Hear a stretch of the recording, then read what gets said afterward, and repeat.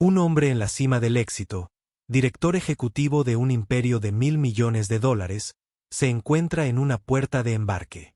Hoy no está esperando un jet privado. Él está volando en un vuelo comercial.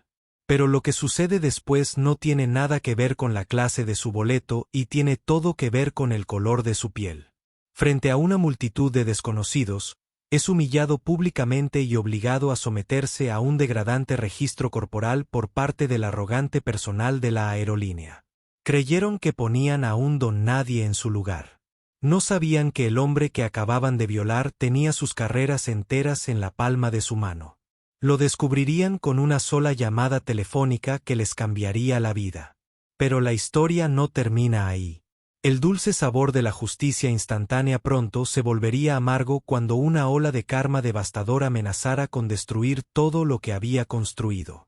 Julian Carter era un hombre que se movía por el mundo con una tranquila confianza que a menudo se confundía con distanciamiento. No lo fue. Era la quietud ganada de un hombre que había logrado someter el caos y construido un imperio desde cero. A los 42 años, fue el fundador y director ejecutivo de Ethel Red Holdings, una firma de capital privado que se especializaba en devolverle la vida a empresas tecnológicas moribundas. Su nombre se susurraba con una mezcla de asombro y envidia en las salas de juntas de Nueva York, Londres y Tokio. Su rostro, marcado por la concentración de un estratega maestro, había aparecido en la portada de Forbes y del Wall Street Journal. Era desde cualquier punto de vista un titán de la industria.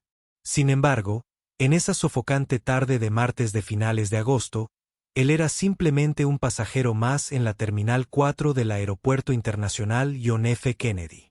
Estaba volando en el vuelo 788 de Global Skiways con destino a San Francisco. Podría haber tomado uno de los Gulf Stream de la compañía, pero el viaje era personal. Estaba visitando a su hermana menor, una cirujana pediátrica que vivió una vida tan dedicada como la suya, pero medida en vidas salvadas más que en capitalizaciones de mercado. Volar en vuelos comerciales era su pequeña forma de mantenerse conectado con el mundo que ahora observaba principalmente desde 30.000 pies de altura. Un ritual de normalidad que custodiaba con fiereza. Llevaba un traje color carbón hecho a medida, de tela de fina lana italiana, que probablemente costaba más que el salario mensual de la gente de la puerta. Pero se llevaba con la facilidad de una sudadera favorita. La chaqueta se desabotonó. La camisa es de un fresco algodón de isla marina de color blanco, abierta en el cuello. Llevaba atado a la muñeca un PC Philippe Calatrava, una obra maestra de discreta elegancia. No llevaba ningún equipaje voluminoso, solo un delgado maletín de cuero hecho a mano que contenía un ordenador portátil, un cuaderno y un ejemplar muy usado de las Meditaciones de Marco Aurelio. La zona de embarque del vuelo 788 era un estudio de caos controlado. Las familias se reunieron con niños alimentados con azúcar, los viajeros de negocios tecleaban en sus computadoras portátiles y los turistas ansiosos revisaban sus documentos. Julián encontró un asiento tranquilo lejos de la multitud principal y colocó su maletín a su lado. No estaba mirando su teléfono ni su reloj. Él simplemente estaba observando, absorbiendo los pequeños dramas humanos que se desarrollaban a su alrededor. Era una costumbre de sus días como empresario con dificultades, una época en la que comprender a la gente era su moneda más valiosa. El anuncio de embarque cobró vida, transmitido con una voz monótona y aburrida. Ahora comenzaremos el preembarque para el vuelo 788 de Global Skiways con destino a San Francisco. Invitamos a nuestros miembros de nivel diamante, familias con niños pequeños y cualquier persona que necesite asistencia adicional a abordar en este momento. Julián esperó. Su billete de primera clase le permitía embarcar temprano, pero nunca tuvo prisa por confinarse en un tubo de aluminio. A medida que la fila para embarcar se hacía más estrecha, observó a los agentes de la puerta. Eran 3, 2 hombres y una mujer, apiñados detrás del podio. El que parecía estar a cargo era un hombre de unos 40 años con una cara demacrada y un cabello ralo peinado hacia atrás con demasiado gel. Su etiqueta con el nombre decía Marcus. Parecía llevar un aire perpetuo de agravio, sus hombros caídos de una manera que sugería que el peso del mundo, o al menos el peso de su propio resentimiento, estaba sobre ellos. Le gritó órdenes a la agente más joven, Chloe, quien se estremeció ante sus tonos agudos. El tercer agente, un hombre corpulento llamado Rick, estaba de pie con los brazos cruzados. Una sonrisa satisfecha se dibujó en su rostro mientras observaba a los pasajeros. Julián sintió una familiar punzada de inquietud. Había visto antes a hombres como Marcus, hombres que se irritaban por la pequeñez de su autoridad y buscaban inflarla disminuyendo a los demás. Trató con ellos en salas de juntas y callejones a lo largo de su ascenso a la cima. Sus tácticas siempre fueron las mismas, alimentadas por un potente cóctel de inseguridad y prejuicios. Cuando se anunció el embarque en primera clase, Julián se levantó con movimientos fluidos y sin prisa. Se unió a la corta fila y su mirada se cruzó brevemente con la de Marcus. Vio un destello de algo en los ojos de la gente, un destello de evaluación seguido de una expresión de desprecio. Era una mirada que Julián conocía íntimamente. Fue la mirada que desestimó su traje como un disfraz, su confianza como arrogancia, su misma presencia como una afrenta. «Pase de barda», espetó Marcus, sin mirarlo, con su atención en la pantalla de su computadora. Julián le extendió su teléfono. El código QR de su billete se muestra claramente. Marcus no cogió el teléfono. Dejó que Julián lo mantuviera allí por un tiempo demasiado largo. Un pequeño y patético juego de poder. Finalmente lo escaneó. La máquina emite un pitido de confirmación. «Bienvenido a bordo, señor Carter», dijo Marcus, y su nombre destilaba una cortesía sarcástica que resultaba más insultante que un insulto directo. Se aferró al pasaporte de Julián, que había solicitado junto con la tarjeta de embarque, y pasó las páginas con innecesaria lentitud. «Todo en orden». Julián preguntó con voz tranquila y uniforme, sin delatar en absoluto su creciente irritación. «Solo hago mi trabajo», respondió Marcus, levantando la mirada para encontrarse con la de Julián. «Asegurándonos de que todo esté seguro. Últimamente, hay gente de todo tipo que intenta volar». La implicación era tan espesa y sofocante como el aire húmedo del aeropuerto. «Gente como tú». Rick, el otro agente, rió disimuladamente. Chloe, la agente más joven, bajó la mirada hacia sus zapatos y un leve rubor le subió por el cuello. Julián se negó a morder el anzuelo. Él no permitiría que este hombre lo arrastrara a una desagradable confrontación pública. Le esperaban reuniones que valían millones de dólares y una hermana a la que no veía desde hacía 6 meses. Este hombrecito con su uniforme mal ajustado era un mosquito, una molestia que había que aplastar y olvidar. Él hizo un leve gesto de asentimiento, casi imperceptible. «Aprecio su diligencia». Extendió la mano para su pasaporte, pero Marcus lo retiró y una sonrisa maliciosa asomó a sus labios. «No tan rápido. Usted ha sido seleccionado para un control de seguridad aleatorio». Julián se quedó congelado. Este no era un procedimiento estándar. Todos los pasajeros ya habían pasado por el control de seguridad principal de la TSA. Los controles secundarios en la puerta eran poco frecuentes y estaban reservados para amenazas específicas basadas en información de inteligencia. Señalar a un pasajero de primera clase que ya había sido autorizado era algo prácticamente inaudito. No fue casualidad y ambos lo sabían. «Una proyección aleatoria», repitió Julián mientras su voz perdía una fracción de su calidez y se convertía en acero pulido. «Ya pasé por seguridad. Esta es una evaluación adicional», dijo Marcus, inflando el pecho. Hizo un gesto hacia Rick. «Es una nueva iniciativa global de seguridad aérea para la seguridad de todos». Los demás pasajeros en la fila comenzaron a murmurar. Su curiosidad aumentó. Se quedaron mirando a Julián, sus expresiones cambiando de la impaciencia a la sospecha. En el tribunal de la opinión pública, el acusado a menudo es culpable hasta que se demuestre su inocencia. Julián Carter, director ejecutivo, filántropo e innovador, De repente se vio redefinido como una amenaza potencial. Ya veo, dijo Julián lentamente. ¿Y en qué consiste esta evaluación adicional? La sonrisa de Marcus se amplió. Era la sonrisa de un depredador, llena de cruel deleite. Es bastante completo. Necesitaremos que pases por aquí. Señaló un área justo al lado del podio, a la vista de toda la puerta de embarque.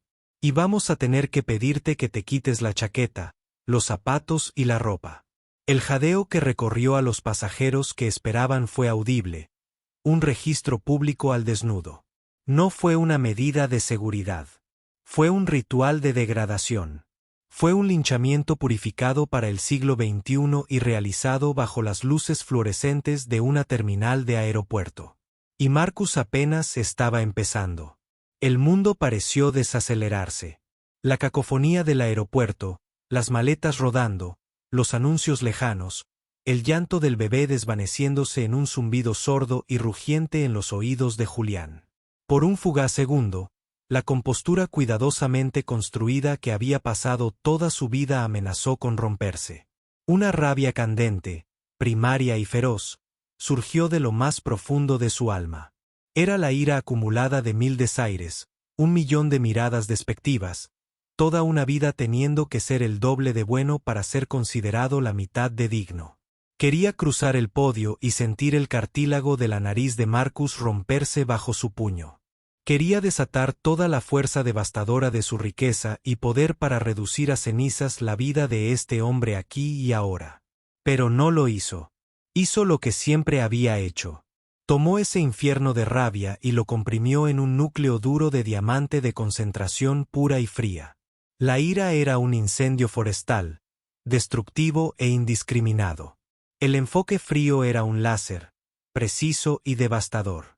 Dejó que el calor retrocediera y fuera reemplazado por una calma gélida que era mucho más peligrosa. Miró más allá de Marcus y su mirada recorrió a la multitud. Vio sus caras, la conmoción, la curiosidad morbosa, el destello de miedo, la compasión incómoda. Una joven pareja se quedó mirando con la boca abierta. Un hombre de negocios con traje arrugado apartó la mirada, repentinamente fascinado por su teléfono. Una mujer mayor lo miró con genuina simpatía y una disculpa silenciosa en sus ojos. Y en ese momento, Julián comprendió que su reacción aquí definiría la narrativa. Cualquier arrebato, cualquier indicio de agresión sería utilizado para validar las acciones de Marcus. Dirían que estaba poco cooperativo, agitado y amenazante. Él sería el hombre negro enojado, y su humillación estaría justificada retroactivamente. Así que no les dio nada. Volvió su atención a Marcus, su expresión ilegible, una plácida máscara de neutralidad. ¿Quieres que me desnude y me registre?, dijo Julián, no como una pregunta, sino como una confirmación de un absurdo allí, en público. Esas son las reglas, intervino Rick, dando un paso adelante con entusiasmo. Estaba claro que disfrutaba de ello. Sus ojos de cerdo reflejaban malicia. Si no tienes nada que ocultar, no debería ser un problema. A menos que tengas algo que ocultar. La trampa verbal fue tan torpe como obvia. Julian lo ignoró, su atención permaneció fija en Marcus, el arquitecto de esta farsa. ¿Y quién, si me permite la pregunta, autorizó esta norma en particular? Julián preguntó, con un tono engañosamente suave, como un abogado colocando el primer ladrillo aparentemente inofensivo en un muro de lógica ineludible. Marcus vaciló por una fracción de segundo, acostumbrado a que lo interrogaran con tanta precisión. Es una directiva de seguridad corporativa, una verificación aleatoria. Fuiste el afortunado ganador. Ya veo, dijo Julián, asintiendo lentamente. Así que esta es la política oficial de Global Skiways. Un registro público al desnudo en la puerta de embarque. Usted declara como representante oficial de esta aerolínea que este es su procedimiento. Le estaba dando una salida, una oportunidad de calmarse, de darse cuenta de la monumental estupidez y responsabilidad de sus acciones.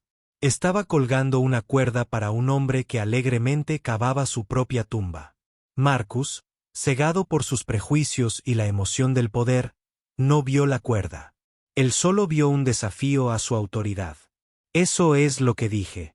Ahora bien, ¿vas a cumplir o vamos a tener algún problema? Porque si te niegas, puedo enviar a la policía de la autoridad portuaria aquí en 2 minutos y podrás explicárselo. Perderás tu vuelo y podrías pasar la noche en una celda de detención. La amenaza fue la pieza final. Ahora, Julián tenía todo lo que necesitaba. Tenía una declaración pública, una política declarada y falsa, una amenaza directa y múltiples testigos. La trampa estaba preparada. Ahora todo lo que tenía que hacer era entrar. Con un suspiro que era puro teatro, un suspiro de cansada resignación que sonó perfecto para el público, Julián comenzó. Muy bien, dijo lo suficientemente alto para que los que estaban cerca pudieran oírlo. Ciertamente no quiero causar problemas. Solo quiero ir a San Francisco a ver a mi familia. Colocó su maletín cuidadosamente en el suelo. Luego, con movimientos deliberados, casi elegantes, comenzó el proceso de su propia humillación. Comenzó con el Patek Philippe, desabrochó la correa de cuero y colocó el reloj de $30,000 encima de su maletín. Luego se quitó la chaqueta del traje, la dobló meticulosamente como si fuera la cosa más normal del mundo y la colocó al lado del reloj. El murmullo entre la multitud se hizo más fuerte. Comenzaron a aparecer teléfonos, sostenidos no exactamente en un loft, sino en un ángulo para capturar la escena. Julián vio las pequeñas luces rojas de la grabación. Bien. Cuanto más evidencia, mejor. Desató los cordones de sus zapatos Oxford de cuero hechos a mano y se los quitó, colocándolos cuidadosamente juntos. Luego se quitó los calcetines y se desabrochó el cinturón. El suave clic del metal resonó en el tenso silencio. Sacó el fino cuero de sus presillas y lo enrolló, colocándolo sobre la pila. Marcus observaba con los brazos cruzados y una mirada triunfante y satisfecha en su rostro. Esto era exactamente lo que quería. Estaba llevando a un hombre que irradiaba éxito y poder a su nivel, desnudándolo, literal y figurativamente, frente al mundo. Las manos de Julián se dirigieron a los botones de su camisa. Los deshizo uno por uno sin apartar la mirada del rostro de Marcus. Quería que el agente viera que no estaba roto, que no estaba avergonzado. Él simplemente estaba cumpliendo una demanda ridícula. Era un científico que observaba un experimento fallido. Se quitó la camisa de los hombros, revelando un físico que hablaba de entrenamientos disciplinados a primera hora de la mañana. Dobló la camisa y la colocó sobre la creciente pila de su identidad descartada. Él estaba allí con el torso desnudo y pantalones de traje. El aire acondicionado se sentía frío en su piel. ¿Es esto suficiente?, Julián preguntó, con su voz todavía desconcertantemente tranquila. Los ojos de Marcus lo recorrieron con una mueca de desprecio en sus labios, sus pantalones y su camiseta interior. La mandíbula de Julián se apretó casi imperceptiblemente. Este fue el núcleo del asunto, el acto final de degradación. Se desabrochó los pantalones, bajó la cremallera y los dejó caer al suelo. Salió de ellos, vestido únicamente con sus calzoncillos boxer y una camiseta interior deportiva. Los flashes de las cámaras de los teléfonos eran más frecuentes ahora. Se inclinó, recogió los pantalones, los dobló y los colocó en la pila. Era un ejemplar, un objeto de espectáculo público. El director ejecutivo de Etelred Holdings, un hombre que podía comprar y vender empresas con una sola llamada telefónica, estaba parado casi desnudo en medio de la Terminal 4 del aeropuerto JFK porque un tirano de poca monta con un uniforme barato se lo exigía. Se puso la camiseta por encima de la cabeza y allí quedó, solo con su ropa interior, vulnerable, expuesto, pero irradiando un aura de desafío que enfureció a Marcus más que cualquier grito.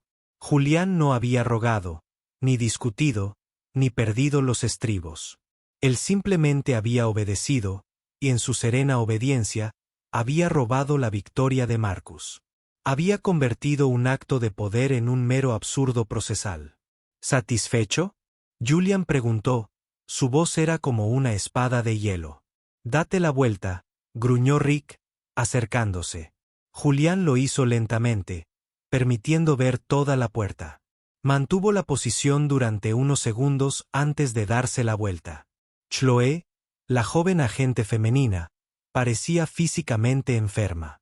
Su rostro estaba pálido y se negaba a mirar cerca de Julian. Sus ojos estaban fijos en un punto en el suelo como si fuera la cosa más fascinante que había visto jamás. Ella era cómplice de su silencio y la vergüenza irradiaba de ella en oleadas. Nada, dijo Marcus. La palabra entrecortada por la decepción. Había estado tan seguro, tan convencido de que el hombre negro confiado con el traje caro debía estar ocultando algo. Drogas, armas, dinero ilícito. Su visión primitiva del mundo no podía comprender una realidad en la que un hombre como Julian pudiera ser negro y legítimamente exitoso. La ausencia de contrabando era una afrenta personal. No veo ningún contrabando en su persona, anunció Marcus en voz alta, como si fuera un detective triunfante concluyendo un caso. Ya puedes vestirte, solo tendremos que revisar tu maletín. Julián no se movió. Él simplemente permaneció allí en calzoncillos, dejando que el silencio se prolongara. Dejó que los demás pasajeros lo miraran fijamente. Dejó que Marcus y Rick disfrutaran de su hueca victoria. Dejó que Chloe se ahogara en su vergüenza. Esperó hasta que todos los ojos estuvieran puestos en él. Luego habló, con una voz tranquila pero que llegó a todos los rincones de la silenciosa zona de embarque. No, dijo. La única palabra, no, quedó suspendida en el aire, nítida y absoluta. No fue gritado. No fue una súplica. Fue una constatación de hechos, una barrera repentina e inamovible donde solo había habido conformidad. La expresión engreída de Marcus vaciló, reemplazada por un destello de incredulidad, luego de ira. ¿Qué dijiste?, exigió, dando un paso adelante.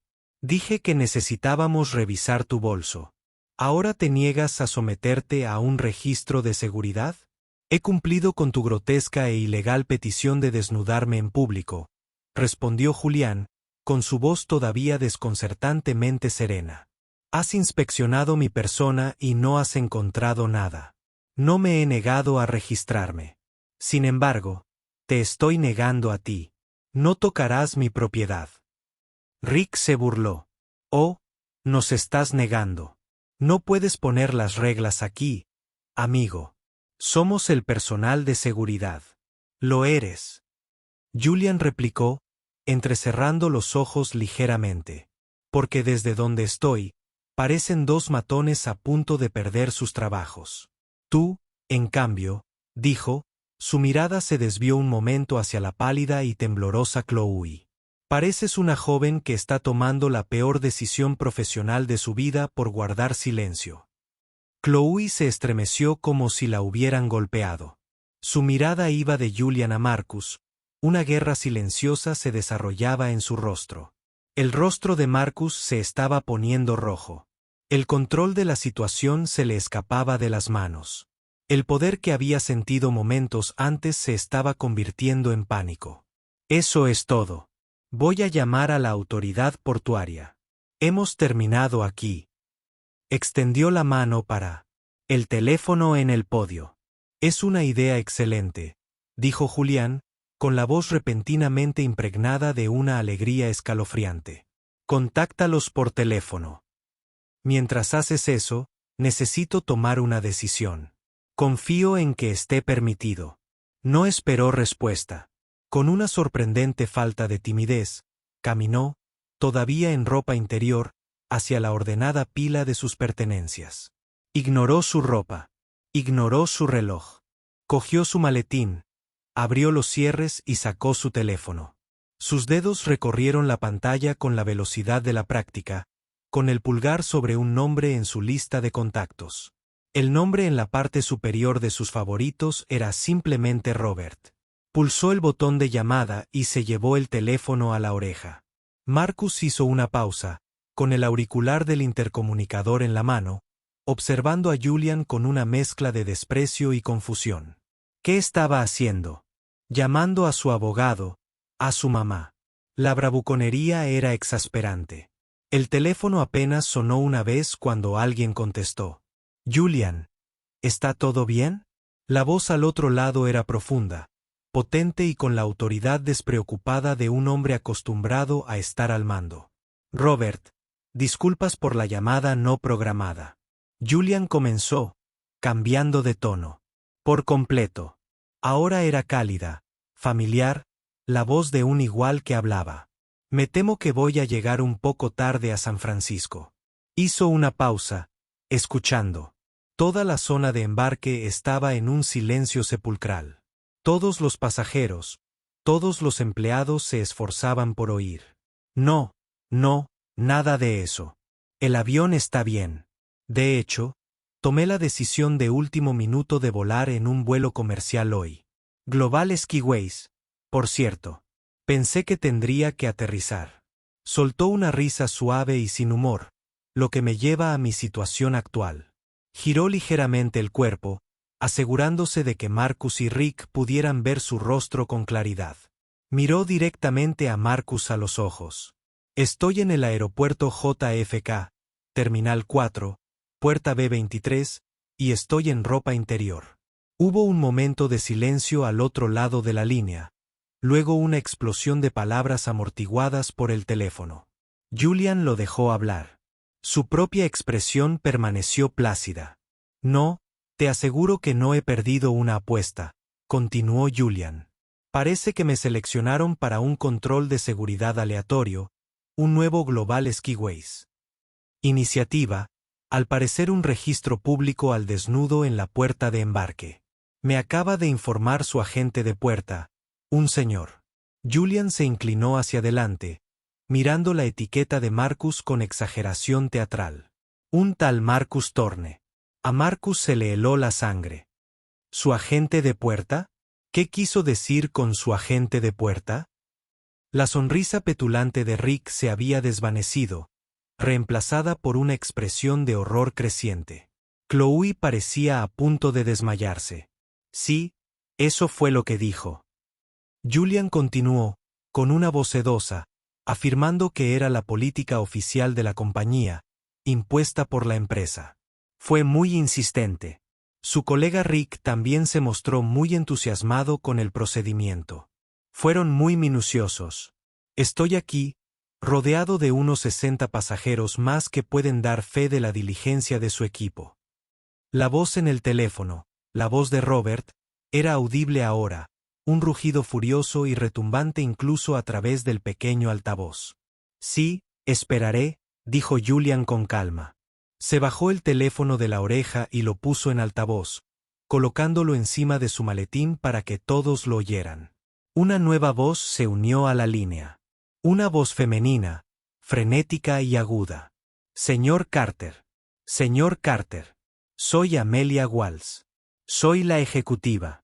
Vicepresidente de operaciones en Norteamérica de Global Skiways. El señor Sterling me acaba de conectar. Señor, no puedo expresar cuánto lamento lo ocurrido. El nombre Sterling cayó en la sala como una bomba. Robert Sterling, director ejecutivo de Atlas Air Group, el conglomerado multinacional propietario de Global Skiways y una docena de aerolíneas más. El rostro de Marcus pasó del rojo a un blanco pálido y enfermizo. Parecía que iba a vomitar físicamente por todo el podio. Ya no era un simple agente de puerta.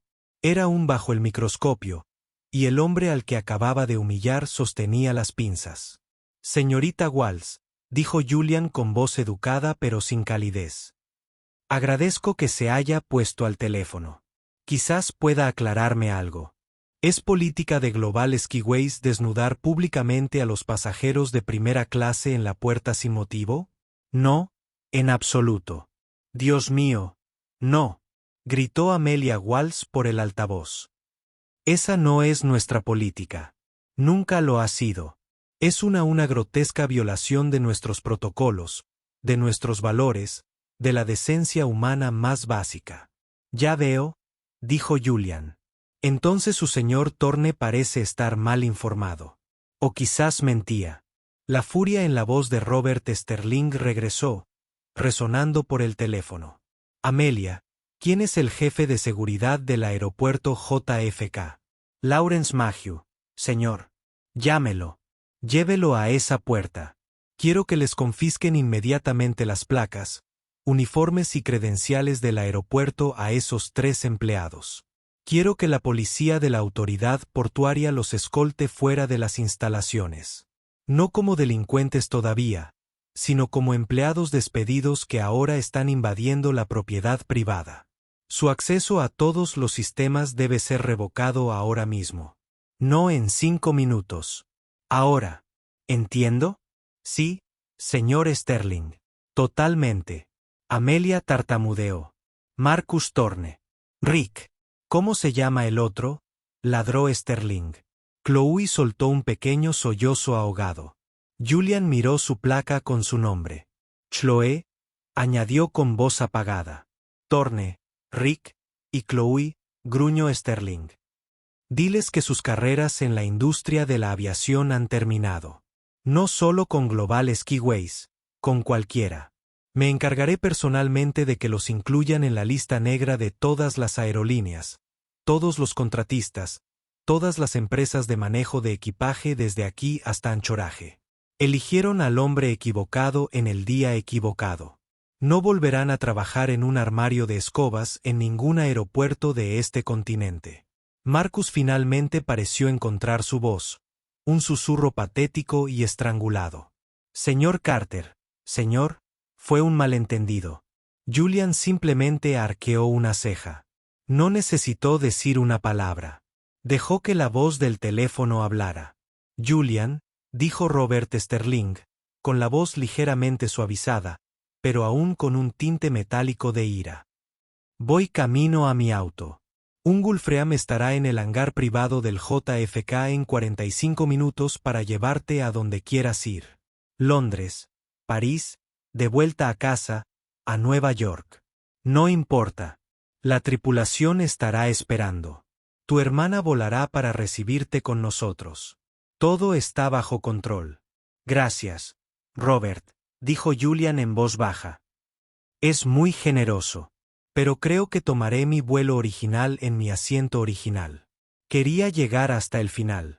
Quería que los demás pasajeros, los que habían presenciado su humillación, vieran la resolución. Quería subir a ese avión, con la cabeza bien alta, y sentarse en el asiento que había pagado. Era una cuestión de principios. Como desees, dijo Sterling.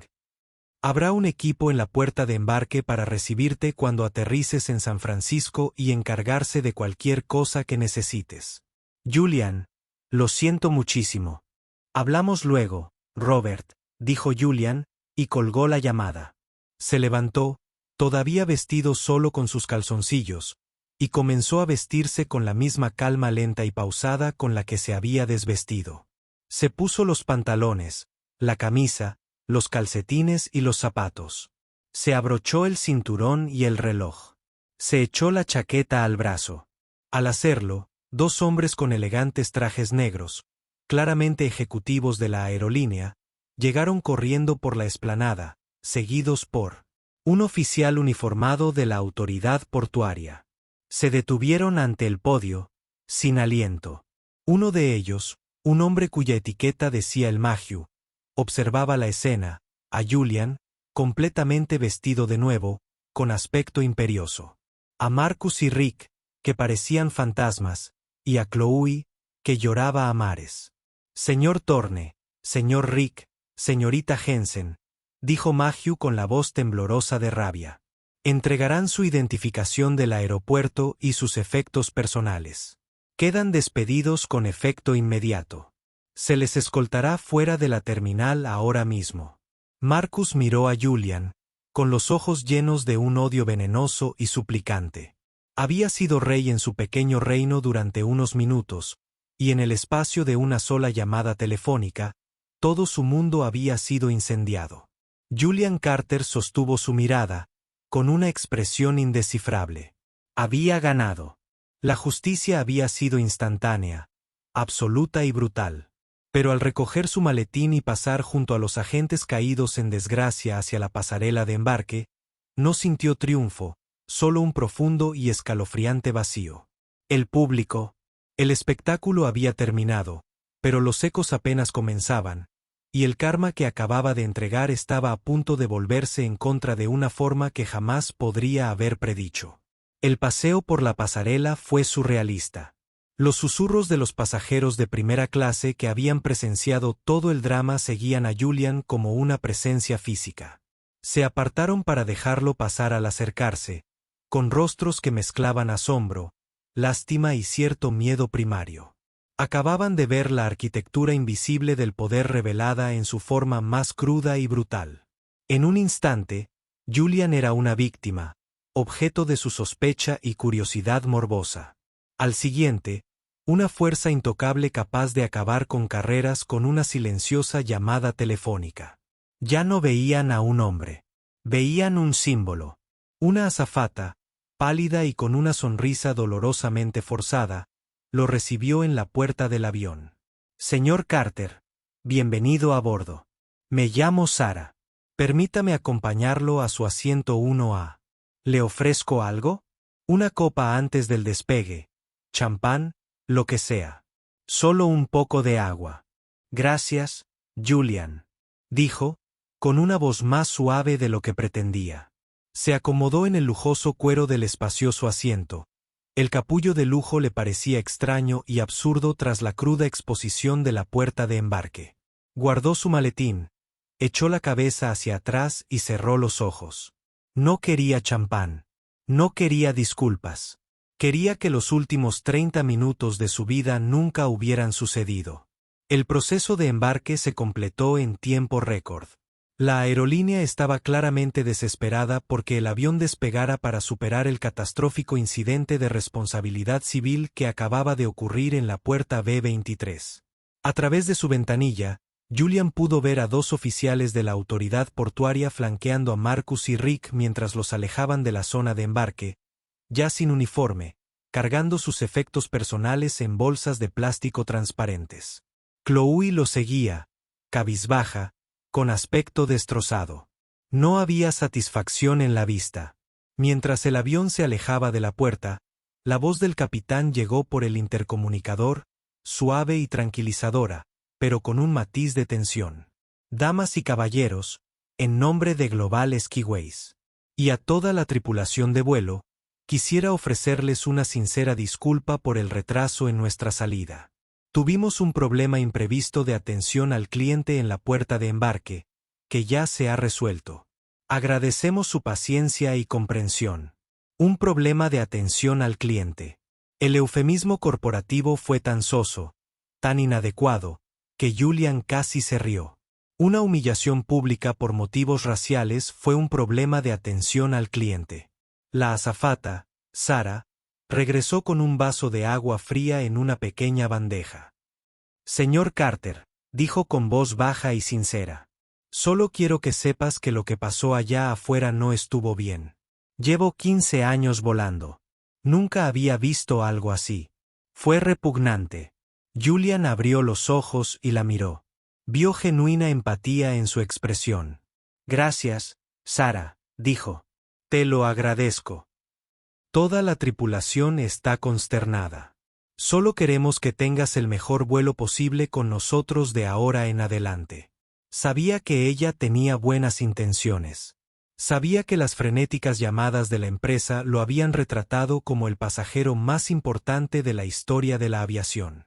Pero cada acto de amabilidad ahora parecía un intento desesperado de controlar los daños. Cada sonrisa cortés parecía una estrategia legal. La autenticidad de la interacción humana se había visto afectada mientras el avión se elevaba hacia el cielo, dejando atrás la extensa metrópolis de Nueva York. Julian sacó su portátil. No tenía ganas de trabajar, pero la rutina le reconfortaba. Se conectó al wifi a bordo y su bandeja de entrada, como siempre, estaba inundada. Pero no fueron los correos electrónicos de su equipo ejecutivo los que le llamaron la atención. Fueron las alertas de noticias que ya empezaban a aparecer en su muro. Las pequeñas y engañosas luces rojas en los teléfonos de los pasajeros habían hecho su trabajo. Los titulares eran sensacionalistas, diseñados para conseguir el máximo número de clics. Video impactante. Un hombre obligado a desnudarse por el personal de la aerolínea en el aeropuerto JFK. ¿Acaso se trata de una maniobra de poder o de un protocolo? El enfrentamiento en el aeropuerto se vuelve viral. Hizo clic en uno de los enlaces. El video era inestable, filmado desde el otro lado de la zona de embarque, pero condenadamente claro. Lo mostraba allí de pie, quitándose la ropa metódicamente. Capturaba la postura engreída de Marcus y la sonrisa cómplice de Rick. El audio estaba apagado, pero se podían oír las exclamaciones de asombro de la multitud. Luego vino la segunda oleada de videos filmados por quienes estaban más cerca del podio. Videos que capturaron el diálogo, sus preguntas tranquilas y precisas, las respuestas beligerantes de Marcus y luego los videos de la llamada. El audio era nítido. La voz furiosa de Robert Sterling, el despido, la inclusión en la lista negra. Todo estaba allí. Un drama completo de 5 actos consumido por miles, luego cientos de miles de personas en cuestión de minutos. La sección de comentarios era un pozo negro de opinión humana. Se lo merecen. Los acosadores racistas recibieron su merecido. Este director ejecutivo es una leyenda. Frío como el hielo. Bien por él. Ya era hora de que estos agentes oportunistas recibieran una dosis de realidad. La gran mayoría estaba de su lado. Vieron la injusticia, el abuso de poder, y celebraron la rápida, brutal retribución kármica. Elogiaron su compostura, su inteligencia, su poder. Lo aclamaban como un héroe, un ícono de la resistencia silenciosa. Pero a medida que profundizaba, una narrativa más oscura y venenosa comenzó a emerger. Era pequeña, una opinión minoritaria, pero estaba ahí, supurando en los rincones oscuros de Internet. Un rico con derecho a todo se cree superior a las reglas. Probablemente ocultaba algo. Así que un multimillonario hace que despidan a un hombre que gana 40.000 al año. Una historia genial. Un abuso de poder clásico. Probablemente tiene al director ejecutivo en marcación rápida para evitar multas de estacionamiento. El trabajador es aplastado de nuevo. Apuesto a que fue agresivo y editaron esa parte. Estos tipos siempre son arrogantes. Esta era la narrativa que temía. La que tergiversó su reacción en un acto de agresión elitista. La que pintó a Marcus, el instigador, el intolerante, como la víctima. Un trabajador aplastado por el capricho de un titán. Era una narrativa venenosamente efectiva, que explotaba un pozo de legítimo resentimiento público. Contra los ricos y poderosos. Cerró la computadora portátil. La victoria se sentía profundamente vacía. Había ganado la batalla en la puerta de embarque, pero acababa de entrar en un campo de batalla mucho más grande y complejo. Al usar su inmenso poder para lograr justicia instantánea, también lo había expuesto a un mundo que desconfiaba profundamente de él.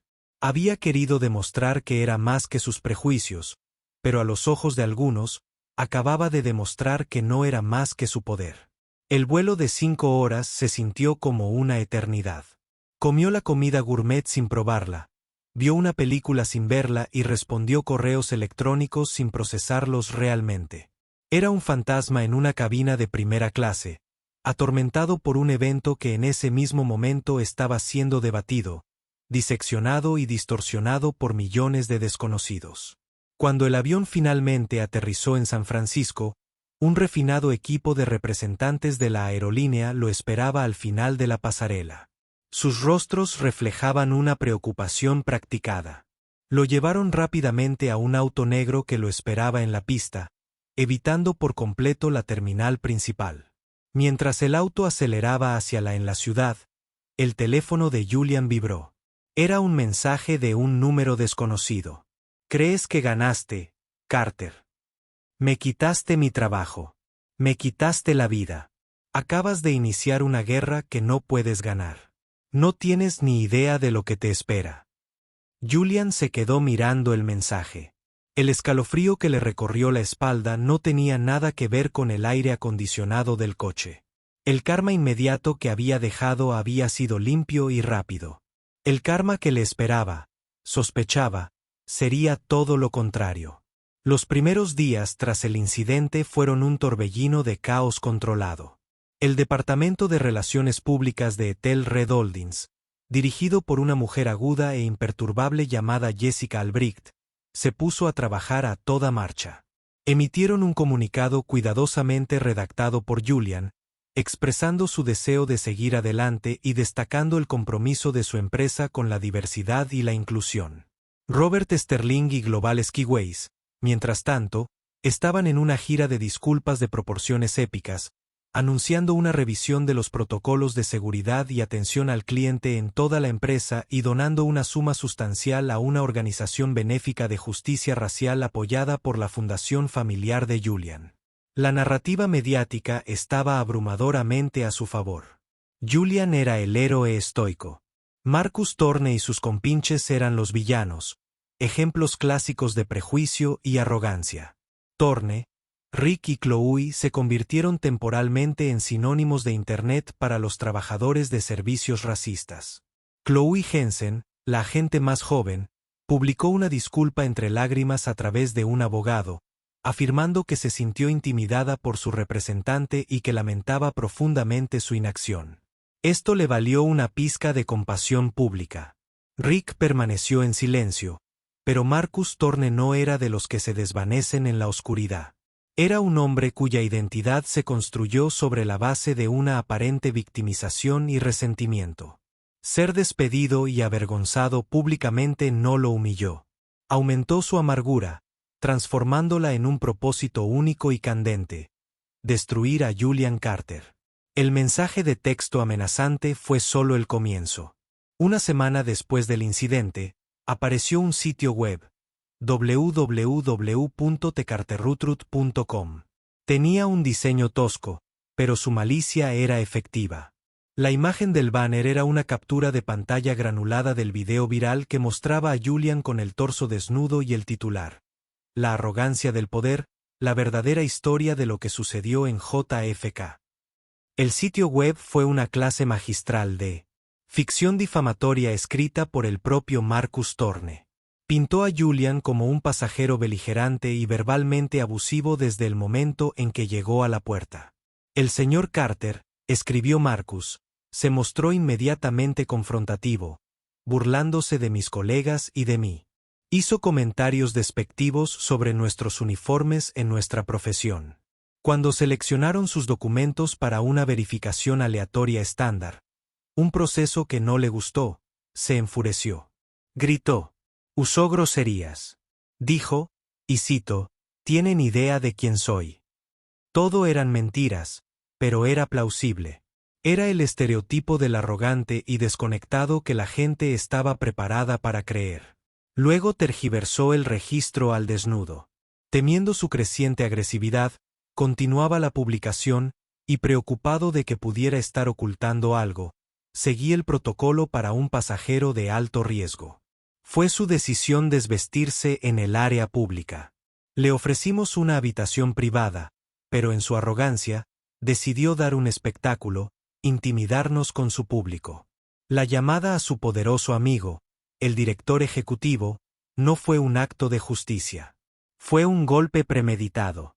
Un hombre rico que usaba sus conexiones para aplastar a un padre de 2 hijos de clase trabajadora que solo intentaba hacer su trabajo y mantener a los pasajeros seguros. El padre de 2 hijos fue un toque brillante y venenoso.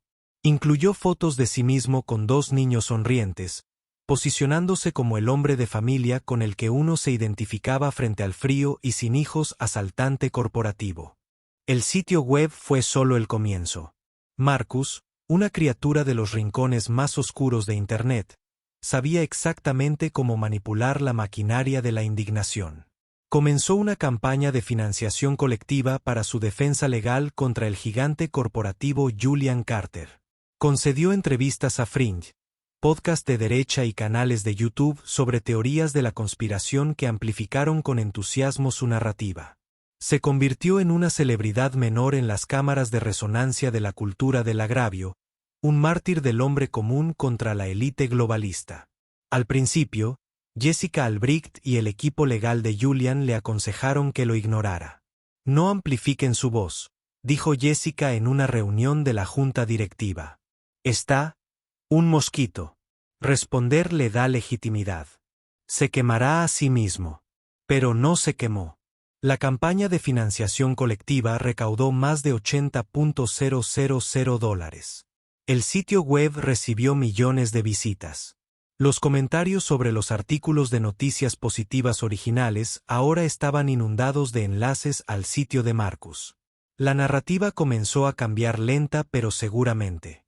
El hashtag #cancel comenzó a ser tendencia, impulsado por granjas de bots y una red de trolls en línea.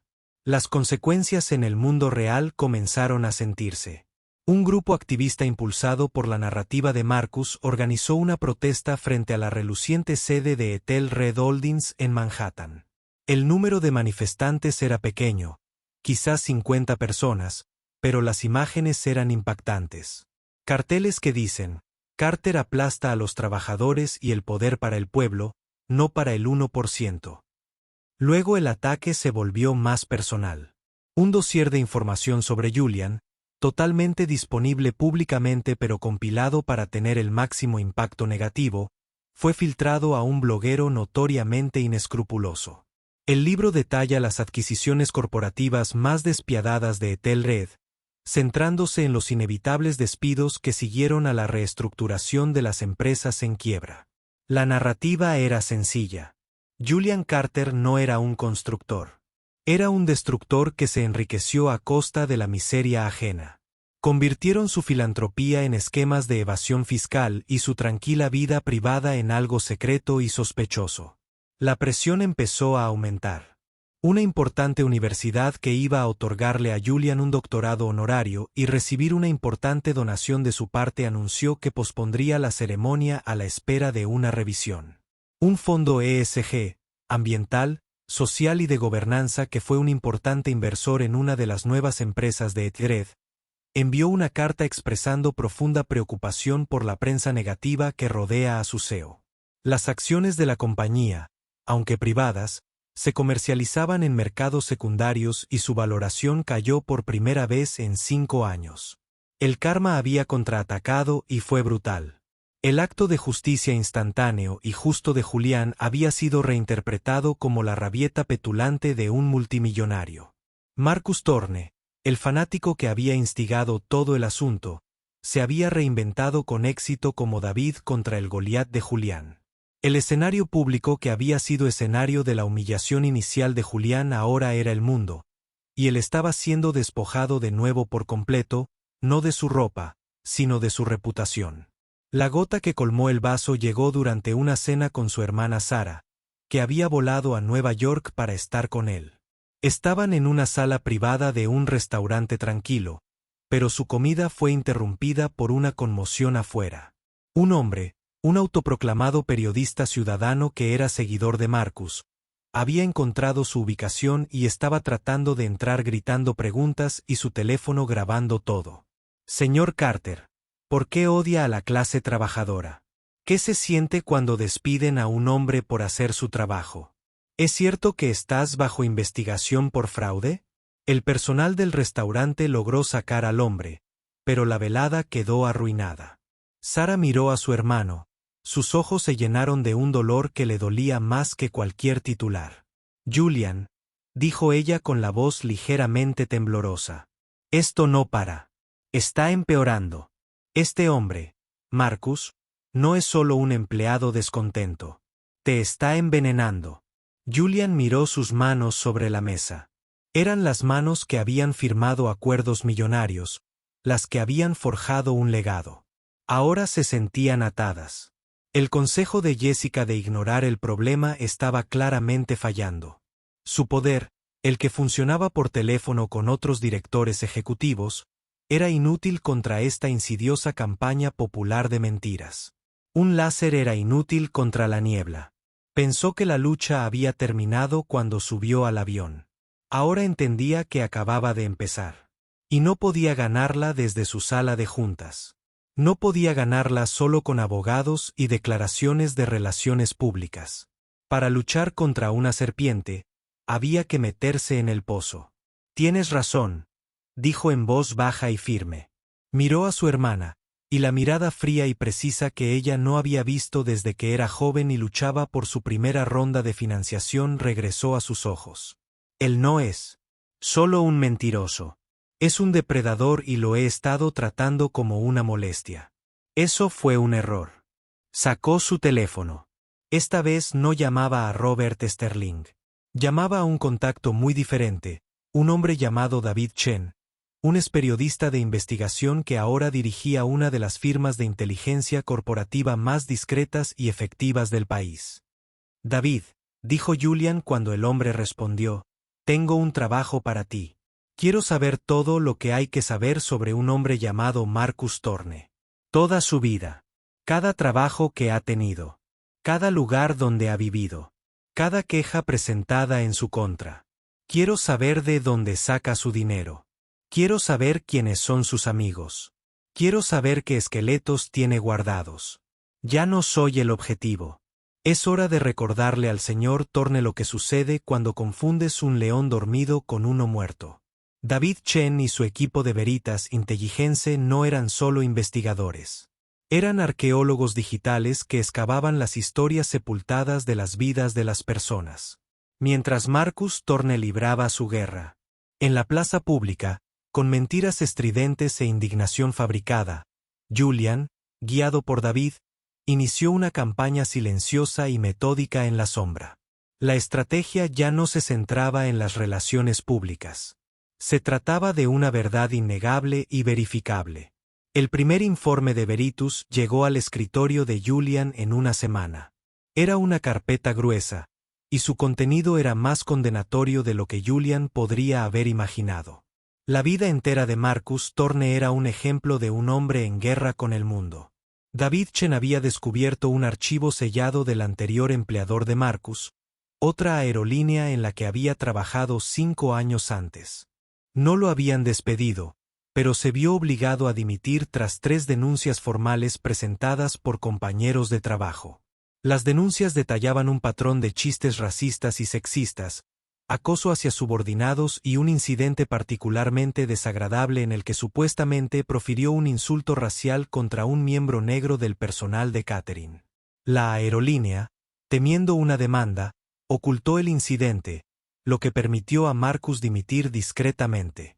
Veritus también encontró su huella digital bajo una serie de seudónimos. En foros marginales y plataformas de redes sociales. Marcus era un comentarista prolífico. Sus publicaciones eran un lodo tóxico de intolerancia, lleno de diatribas antiinmigrantes, tribus dietéticas misóginas y teorías conspirativas. No era solo un hombre con prejuicios. Era un ideólogo inmerso en una cultura de odio. La investigación también analizó la financiación de su defensa legal. Si bien muchos pequeños donantes eran genuinos, una parte significativa del dinero provenía de un puñado de grandes transacciones anónimas de criptomonedas rastreadas a cuentas conocidas por financiar grupos de odio extremistas. Marcus no era solo un mártir. Era un peón, una cara pública conveniente para una red mucho más grande y siniestra. Pero la pieza más crucial del rompecabezas provino de una fuente inesperada, Chloe Jensen. Tras ser bombardeada con acoso en línea, algunos por parte de personas que defendían a Julian, otros por partidarios de Marcus que la llamaban traidora, desapareció de la red. El equipo de David Chen la encontró trabajando con otro nombre en una cafetería de un pequeño pueblo de Nueva Jersey. Julian decidió irse. Él mismo. No envió a un abogado ni a un investigador. Entró en el tranquilo café una tarde lluviosa, con pantalones sencillos y un suéter. Chloe estaba detrás del mostrador, y al verlo, palideció. Parecía que iba a salir corriendo. Chloe, dijo Julian en voz baja. No estoy aquí para causarte más problemas. Solo quiero hablar. Le temblaban las manos mientras lo conducía a una pequeña mesa en la parte de atrás. Las lágrimas brotaban de sus ojos. Señor Carter, lo siento muchísimo, susurró. Sé que ahora no significa nada, pero tenía miedo. Marcus era un abusón.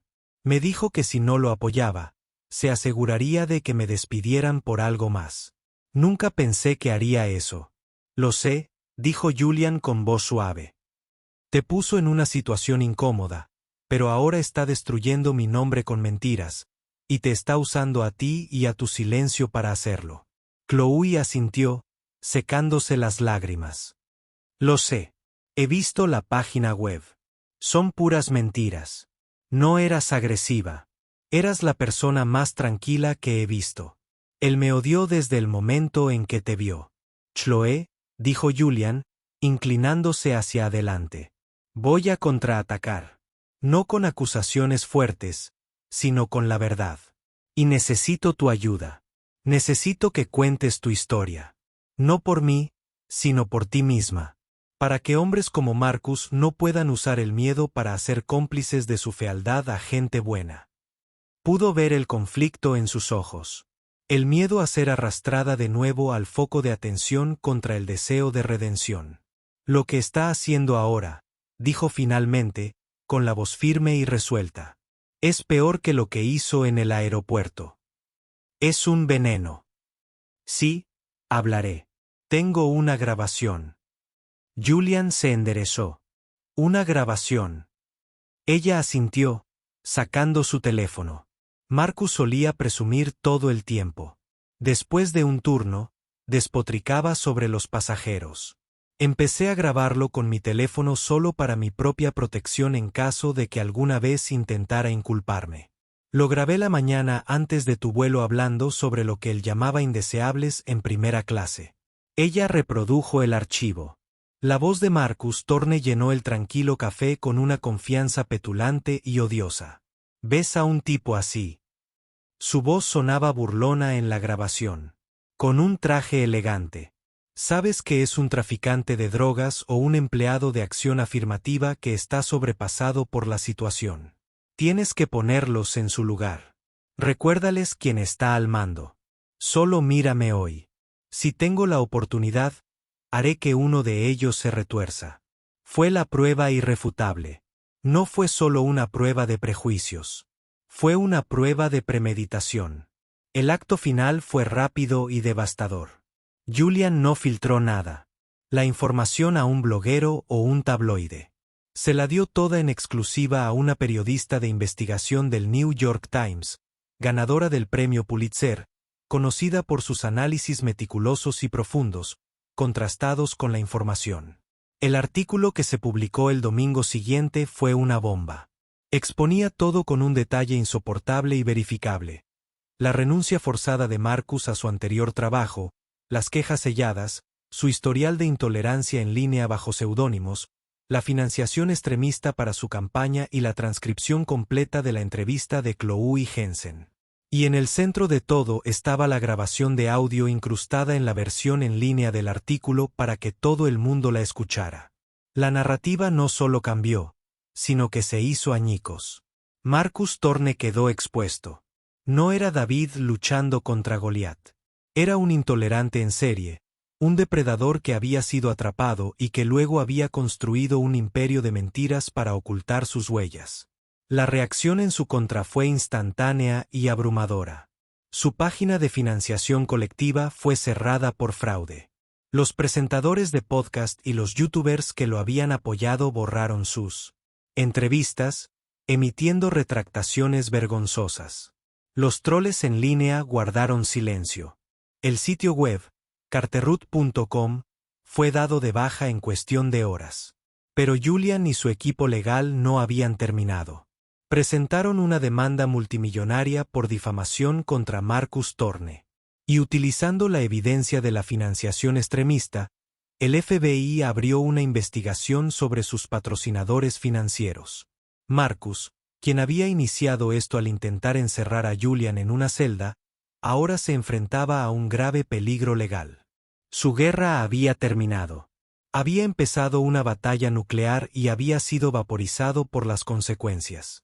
El karma finalmente había devuelto el golpe, no a Julian, sino a la fuente del odio, con la innegable fuerza de la verdad. Semanas después, Julian estaba sentado en su oficina, con las luces de la ciudad centelleando abajo. La universidad le había restituido su doctorado honoris causa. El fondo ESG había emitido una disculpa pública. Su reputación no solo se restauró, sino que mejoró. Ya no era solo un CEO exitoso. Era un hombre que había enfrentado la intolerancia moderna y la ganó, no con fuerza bruta, sino con inteligencia, paciencia y fe en el poder supremo de la verdad. Su victoria ya no era hueca. Se la había ganado, no en los pocos minutos de una llamada telefónica, sino en las agotadoras semanas de una pelea que nunca pidió. Había recordado que el verdadero poder no era la capacidad de hacer que despidieran a alguien. Era la resiliencia para resistir la tormenta que siguió y salir de ella. No solo ileso, sino más fuerte. El mundo seguía siendo un lugar donde existían prejuicios. Pero él había demostrado que también era un lugar donde se podían derrotar. Lo que acaban de escuchar es una historia sobre algo más que un incidente en el aeropuerto. Es una historia sobre las dos caras del poder. El poder mezquino y cruel usado para derribar a otros, y el poder estratégico silencioso usado para construir, defender y exponer la verdad. La dura experiencia de Julian Carter nos muestra que en nuestro mundo moderno, una mentira puede viajar alrededor del mundo mientras la verdad aún se está vistiendo. Pero también nos muestra que la verdad, una vez armada y listo, es una fuerza imparable. La lucha contra los prejuicios no se gana en un solo momento dramático, sino en el incansable y difícil trabajo de exigir cuentas por las mentiras. Si esta historia te conmovió, dale a me gusta, compártela con alguien que necesite escucharla y suscríbete al canal. Creemos en el poder de la narración para visibilizar la injusticia e inspirar el cambio. Únete a nuestra comunidad para ver más dramas de la vida real que importan.